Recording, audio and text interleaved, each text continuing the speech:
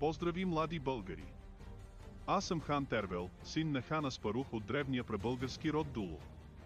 Днес ще ви разкажа за може би най-значимото събитие от моето управление над Дунавска България в началото на 8 век. И защо ме споменават като спасителя на Европа? Хан Тервел – спасителят на Европа. Хан Тервел застава начело на България в началото на 8 век, макар и държавата да е създадена отскоро, ханът изгражда статут между съседните държави.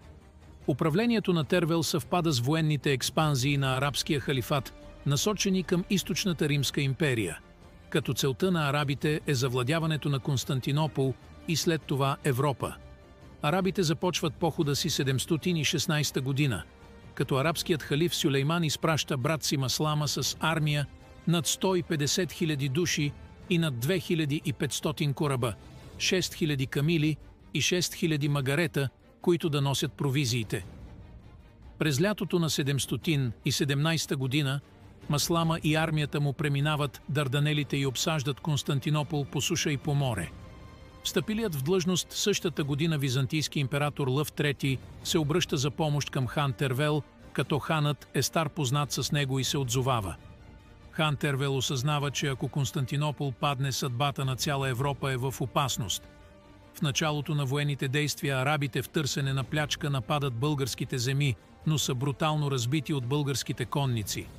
След това нещата се обръщат, като хан Тервел и войните му правят настъпление към арабите. Като Маслама нарежда да се изкопаят два рова, един насочен към Константинопол и един към българите.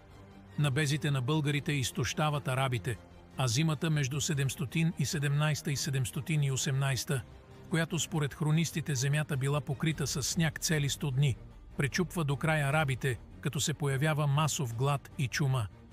През лятото на 718 година византийските кораби с древния гръцки огън спират морския флот на арабите. А в решителното сражение пред стените на Константинопол българите разгромяват арабите, като се говори, че в това сражение са посечени от 20 до 30 хиляди араби. Арабите вдигат обсадата и се оттеглят към корабите си, но хан Тервел и българите ги преследват в Тракия и арабите претърпяват тотален погром. Историческата оценка на специалистите е, че победата на Тервел не позволява на арабския халифат да проникне дълбоко във вътрешността на Европа. Спирайки по този начин инвазията на исляма, Тервел спомага да се съхранят древните европейски ценности.